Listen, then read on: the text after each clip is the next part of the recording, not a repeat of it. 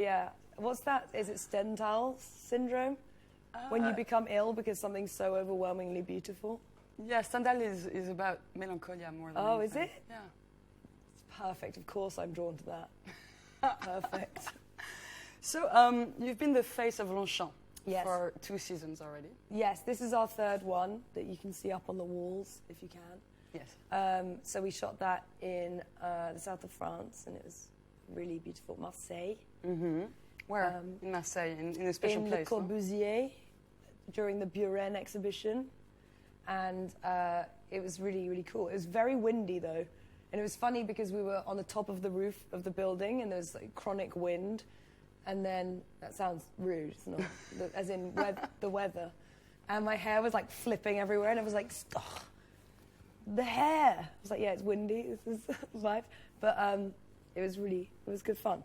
Yeah, it's a great place. And there were loads of mirrors, which tended to my narcissistic tendencies. So I constantly just, look at myself. Yeah, so it was a good shoot for that reason. Yeah, that was Mirrors. the main reason. There was a lot of mirrors, a lot of shiny surfaces.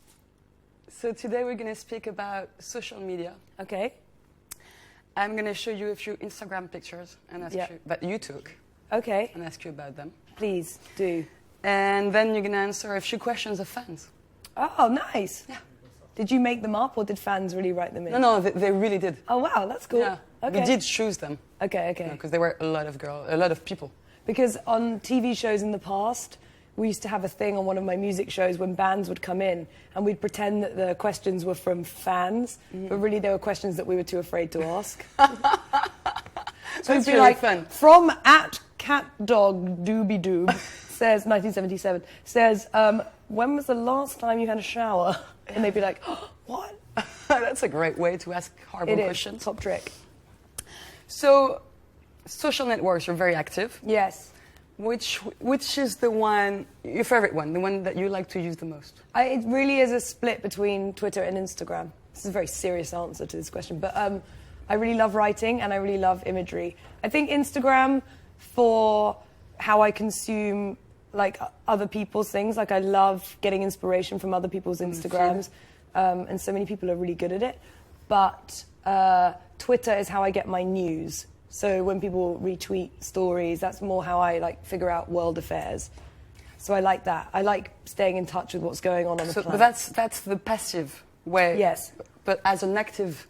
Oh, same thing. I mean, in terms of like, I love composing the perfect tweet. It's something I really think about. But often I'll do it before, and the horse is already bolted, and then I'll be like, oh no, I should have said this. Yeah, they're always really fun. Which I learned the French phrase for the other day. Which one? L'escalier something, when you think of something you could have said in the moment, and then it's gone.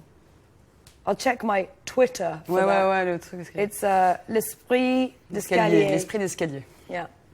But then with Instagram, I really love taking portraits of people, so I always put up my friends and things like that. Yeah. Yeah. Although I'm a very annoying friend in that respect, because I'll be like, oh, stay there, don't move. And then immediately people act really unnatural. Like they'll look amazing drinking a coffee or something, and they're like, boo boo. And then I'll say, oh, I've got to get it as a picture. And they're like... Well, actually, talking about that, friends. Yes. I have a few photos from Instagram I want to ask you a few questions about. Okay. So, friends, this is a picture that was taken at your birthday. Are you showing this on the screen? Yes, you don't have to show it. It comes fine. up? Yeah. Okay, so this is of Harley Vera Newton, Poppy de Levine, and Atlanta de Cadenet. Just some classic pals. It was on my birthday. Mm-hmm. And this birthday was really fun because I'm 31, and I bumped into a girl that day. Who's 31? Yeah. And she said to me, what are you doing tonight? You should come to my event at the Guggenheim or whatever. And I said, actually, it's my birthday. She said, how old are you? And I went, 31. She went, no one cares. And I was like, okay, that's really mean. Compared to the Guggenheim. Of course. So at that point, I had very low expectations on the fun scale for how my evening would progress. But turned out to be one of my best birthdays ever because, like most things in life, it unfolded as a beautiful surprise. And we went and ate really bad Chinese food. And then we went to a secret speakeasy in New York. You know those ones where there's no sign and you go downstairs and suddenly there's like a sort of fake Mumford & Sons band playing or something. And then afterwards we went for my favorite activity, karaoke. Oh, I love karaoke. I love it. Which is your favorite song to sing in karaoke? I'm trying to branch out because I couldn't stop singing Nelly, Hot in Here. It is a good one. It is good, but people are tired of it now. That's how often we go. So I'm trying to move into different territory. I find that the problem is I've got quite a low voice and I can't really break the high notes. So I've tried Taylor Swift, doesn't work. Katy Perry, doesn't work. Rihanna, doesn't work. So I have to sing male songs. Tonight in Paris, you can do Nelly because none of us have heard it yet. Perfect, Yeah. thank you. Yeah, tonight is going to be like your new chance. That's like dangling a carrot in front of a donkey's face. I'm like, When we look at your pictures, you have so many friends. yeah, Do you have time to see them all? yes.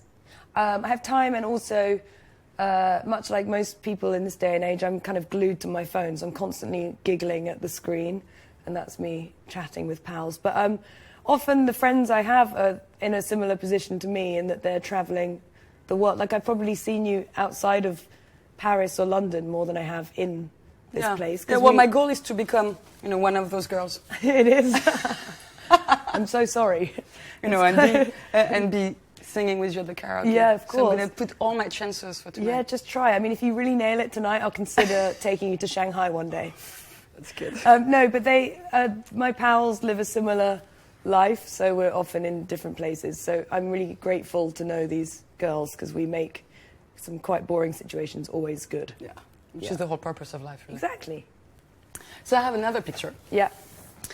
I like Which this is game. someone that you always say that you inspire yourself from. Jane Birkin. Yes. I love her. Why? Why does she inspire you? Well, first of all, because she's just beautiful. Mm-hmm. But more than that, because there's plenty of beautiful women that have walked the planet. I get a sense that she has a proper personality and a range of emotion. And there's so many, she's an amazing stylist. Like, she dresses so well, even now, when she wears her tuxedo and no shoes on stage and looks really cool. Mm-hmm. But back then, I just loved that she seemed to epitomize the times. Like, she was kind of at the forefront of that 60s thing, and she'd have the wicker basket and the, like, really mini skirts. I don't know, I just think she's, she, like any good style icon, has something that you can't explain. So you're always compelled to look at her as if you're trying to figure out what it is that you love. But What's the secret of that amazingness? Yeah. Whereas some people you look at and you feel like you know how they put something together or you know what they did that day. With her, she sparks imagination. And you wrote in your book that she provided you the confidence to dress like a boy and act like a girl. Yes. Because often it's difficult if you're a woman because there's a constant struggle to express your femininity in different ways and to, I think the older I get, the more at ease I am with the idea that you can be nurturing and you can be loving and you can be sexy and all of these things, but you can also be powerful. And I think I always thought at the beginning of my career when I was on television, I dressed like a boy because I was quite defensive and I wanted to be seen as really tough and da-da-da. But the older that I get, the more I make concessions for the idea that it's okay to embrace a more sensual way of dressing. And I think Jane Birkin epitomizes that fine line perfectly because even when she was in, a baggy jumper and jeans, she still is alluring and sexy. Which leads us to my next picture, yes, which is Paris and the Parisian woman, which you know all about. Which I know all about. Yeah, you do. Which I do have ideas about. Yes. But is it that thing that you're talking about, that mix of, being powerful and still embracing your femininity? It's that, but also for me, I think I might romanticize Parisian women, but there's always a sense that they're untouchable in some way. Like, I like that there's kind of they're too cool for things.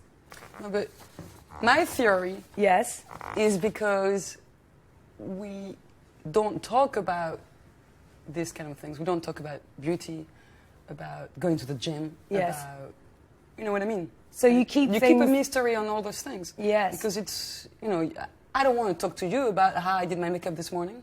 Oh my God, thank God. No, but, but I think it should be... I don't want to hear it. I think it should be... You know what I mean? I know what you mean. I think it's part of the mystery of that thing. It's difficult when because I get interviewed a lot, and so people do want to know those things. But I would love to be able to say, I don't know. But, you know, you have to answer. No, of course. It's nice to give your fans the other thing, tricks. But even the way that the French express themselves is just a very poetic.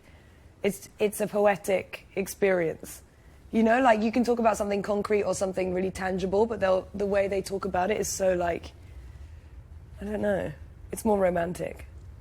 And I think French women are like this. It's the same thing. It's like everything's kind of, it's like you've got a sense of the bigger picture. I feel like I'm more bogged down with what's in front of me and always like, reacting to the situation, whereas maybe you have perspective. You can be like, but it's like this. Life is like it's a journey and there's tidal waves and sometimes there are little valleys, but ultimately it's a beautiful landscape. Whereas I'd be like, I'm really stressed right now and stuff is happening and I don't know what to do about it. You're like, but relax because life is a journey. And the dog doesn't bite. What? See? Always confusing. You mysterious woman, you. Doing Longchamp, did you feel like coming in this Parisian world, the Parisian woman? I think we both adopted each other in a mutual way. So hopefully I bring my British coolness, isms, and then I also have respect for this as a French house and something that I want to borrow from as well. So maybe we lend each other things. I think it works well alongside each other, but I don't think we've kind of... And did you... It's like we're sleeping together, but we're not making babies. Sounds like your motto in life. Mm-hmm. So we come to Paris tonight, where you're going to cut the ribbon to open the shop. I'm cutting the ribbon, which I've always wanted to do. One of my earliest memories is that my dad... this is such a weird memory, but my dad at my primary school made the massive scissors. He made like prop scissors for them to cut a ribbon with, and I remember just thinking it was really cool.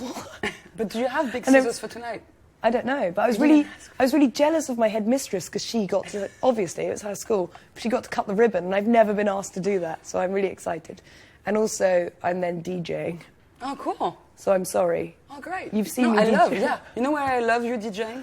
Why? Because it's exactly the way I like to listen to music. It's like the best rock and roll, the best hip hop. Yeah. You do put a little bit too much of like Rihanna and kind of stuff for me. Not for me, but I know, most of people, that's what they want to hear. I am a people pleaser. And the kids want to hear Rihanna.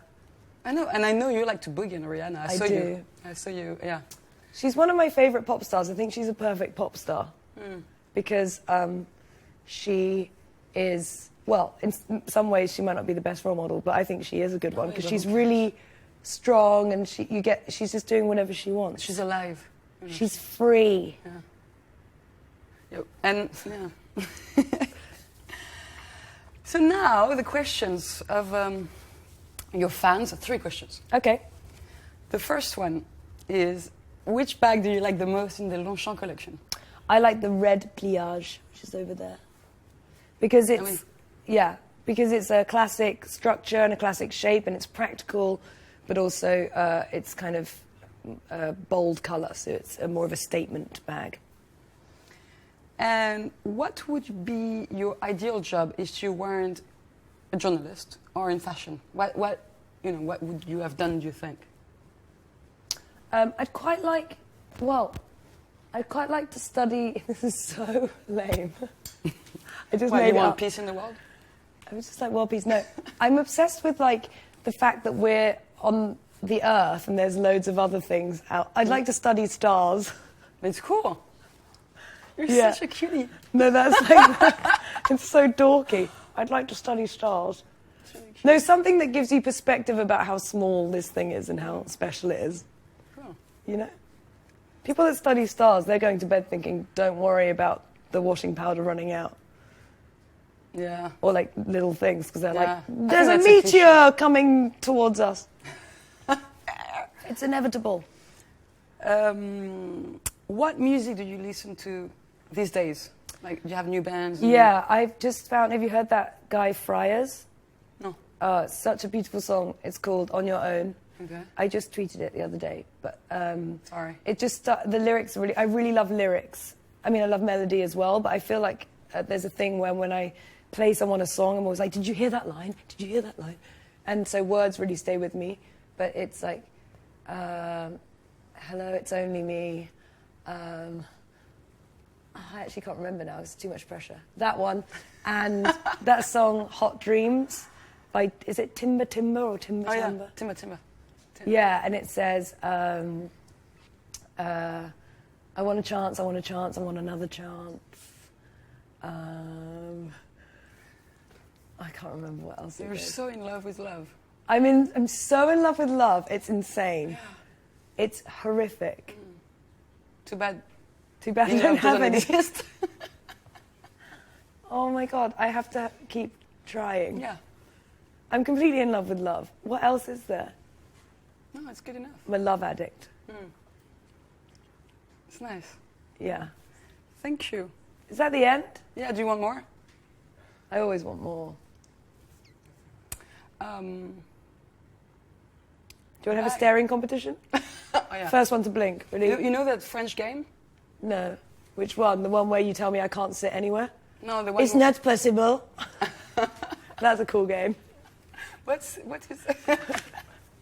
No, there is one where you're not allowed to smile. Oh. And then if you smile, is everyone in Paris playing it constantly? Yeah, everyone. Okay, here we go. And then, if you smile, no, you have to hold each other's chin. Yeah. And the first one that smiles is being slapped by the other one, but not too strong. Okay. I forgot the song. Well, here we go. C'est quoi la musique de la chanson de ça? Ah oui, je te tiens. Je te tiens, tu me tiens par la barbichette, le premier de nous deux qui... That's the end. I believe you made me do that. Is it the end? Yeah, and I'll get you tonight back. Okay, thanks. I look forward to it. Au revoir, everyone. Merci. Oh, God. That's cool. Thank you so much. Merci. Ideal. We're offline now, are we? Did anyone even...